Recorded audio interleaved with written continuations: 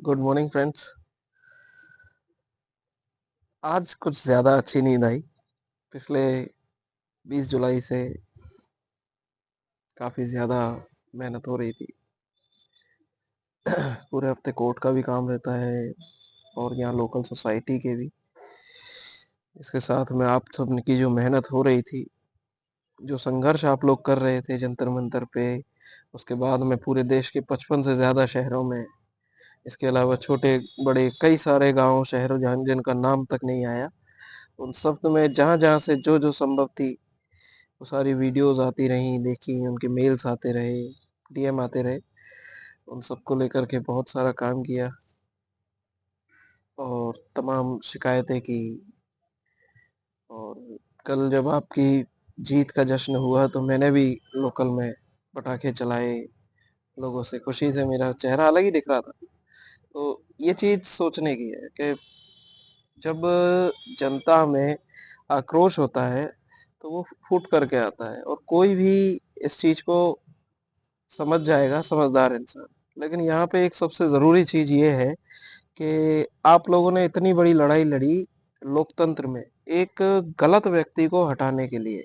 अब आप सोचकर देखिए कि अगर यहाँ पे राजतंत्र होता तो वहाँ कितनी बड़ी लड़ाई होती, कितना ज़्यादा अन्याय होता। अब वो जो लोग कहते हैं ना कि ये लोकतंत्र नहीं, पहले तो राजा रजवाड़ों का ही समय बहुत अच्छा था, चीज़ें बहुत अच्छी थी। उनके लिए सोचने की बात है कि आज जब सही के लिए इतना कुछ करना पड़ रहा है, इतनी संघर्ष करना पड़ रहा है, तो पहले तो इतना कुछ गलत था। वो कह देते थे वही सत्य था। आपको कुछ अपील करने का, कोई प्रदर्शन करने का, कुछ भी करने का अधिकार था ही नहीं। जैसा चल रहा था वैसा चल रहा था। तो ये आप सबको समझने की जरूरत है। लोकतंत्र एक अच्छी व्यवस्था है, इसको अच्छे हाथों में रहेगी तो बहुत अच्छा रहेगा। अभी सिर्फ हमने पहला पड़ाव पार किया है, ऐसे बहुत सारे बैठे हुए हैं, चाहे वो एथेनॉल ब्लेंडिंग वाले नितिन गडकरी हैं।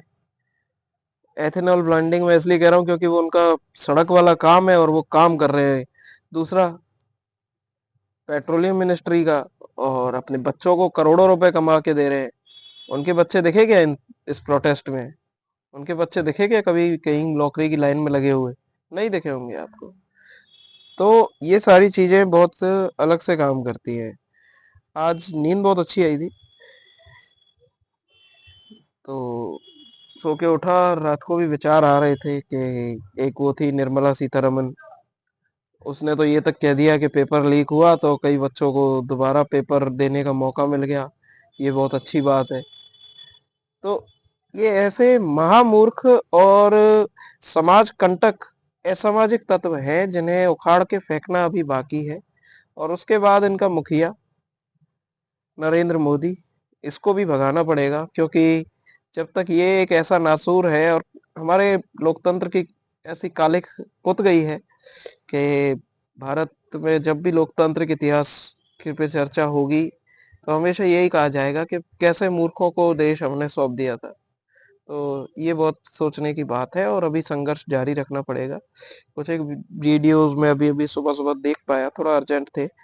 कुछ मेरे निजी लोगों ने भेजे थे, जिसमें जैसे पटना में एक जामा मस्जिद है, उसके बाहर एक पत्रकार के रूप में एक लड़का था। उससे उसने पुलिस जिस बच्चे को डिटेन करके ले जा रही थी, स्टूडेंट को पकड़ के ले जा रही थी, तो उस पत्रकार के भेष में जो आदमी खड़ा था, उसने उस बच्चे को थप्पड़ मार दिया पुलिस की मौजूदगी में। पुलिस ने उसको डिटेन कर रखा था तब, बीच सड़क पे। लेकिन जो मौके पे पुलिसकर्मी उपस्थित थे उन्होंने भी कुछ नहीं किया। तो ये बहुत गंभीर बात है। इसको लेकर के मैं पटना के जो मेन पुलिस अधिकारी हैं उनको भी लिखूंगा। और ये जो व्यक्ति है जो पत्रकार की आईडी पहन के खड़ा हुआ था, तो ये भी कुछ ज़्यादा ही ज़िम्मेदार लग रहा था। हालाँकि उम्र कम थी इसकी भी, उस स्टूडेंट के लगभग ही थी। और मैं समाज से अपेक्षा करूँगा, और जैसे कि इसने सीधा थप्पड़ मारा, कैमरे वगैरह किसी का भरोसा नहीं किया, किसी पे मतलब इसको किसी का डर नहीं था। ऐसा ही था वो संदीप लांबा था, उसे भी कैमरे का डर नहीं था। एक था वो अविनाश पांडे मेरठ का, तो इन लोगों को कैमरे का कोई डर ही नहीं है, प्रशासन का, सत्ता का, कानून का, किसी चीज का डर ही नहीं है। तो इन लोगों पे बहुत कड़ी कार्रवाई करनी चाहिए। और मुझे डर है कि ये अपने परिवार में कैसे, इनकी महिलाएं, इनके परिवारों की, क्योंकि जब इतना हिंसात्मक व्यक्ति पद पर बैठे हुए, उसे किसी चीज का डर नहीं है, तो वो अपने घरों में अपनी महिलाओं से, अपने परिवारजनों से कैसा व्यवहार करता होगा। ये चीज बहुत ज्यादा सोचने की है आपकी, कि ऐसा व्यक्ति को कभी भी खुला छोड़ना समाज के लिए हानिकारक है। ऐसे व्यक्तियों पे कार्रवाई की, मैं सख्त कार्रवाई की मांग करता हूँ प्रशासन से।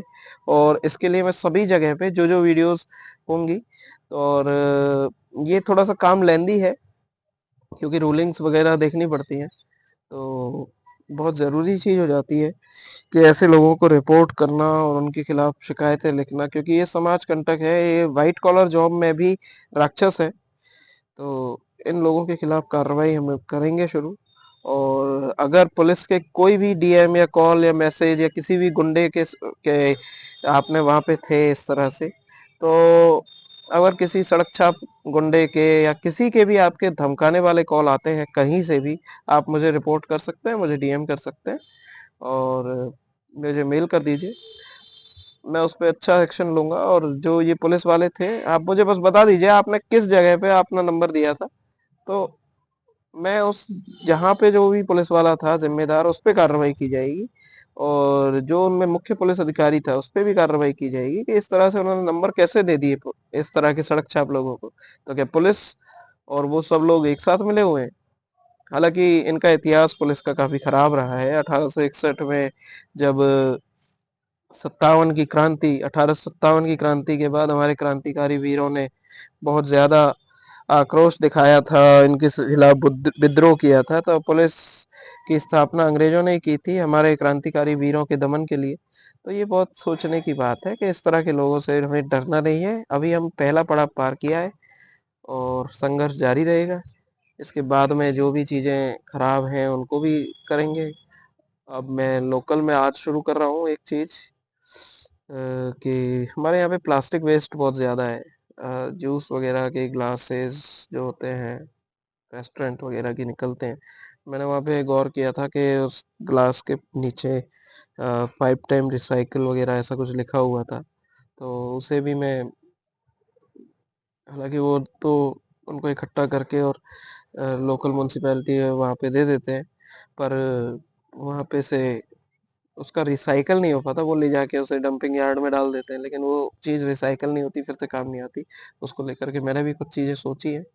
और अगर आपके दिमाग में कुछ आइडियाज़ हों उनके दोबारा से यूज़ करने के, मैंने तो सोचा है कि उनको जैसे कि पौधे लगाते हैं नर्सरी में, मेरी जो नर्सरी है वहाँ पे मैं लगाता हूँ, तो वहाँ पे उन्हें पॉली बैग्स की जगह यूज़ लूँ, उनमें मिट्टी डाल के, बीज डाल के पौधे तैयार कर सकते हैं। तो ऐसा ही कुछ मैंने सोचा है। यहाँ के लोकल यूथ को भी मैं साथ में लूंगा, क्योंकि उनको साथ में लेना जरूरी है। उनके बिना कुछ नहीं है, जो कुछ भी हो आप ही हो, देश का भविष्य आप हो। तो शुभकामनाएं आपको, और संघर्ष जारी रहेगा। आप भी पीछे मत हटिए। ये सब कुछ बहुत जरूरी है। आप अपने लिए नहीं, आप आने वाली पीढ़ियों के लिए करेंगे। एक शेर मुझे याद आता है, कैसे अजीब लोग थे जो, नहीं आ रहा याद यार, सुबह सुबह आज मस्त नींद आई है। आराम से चिल करने दो मुझे भी, ठीक है। टाटा।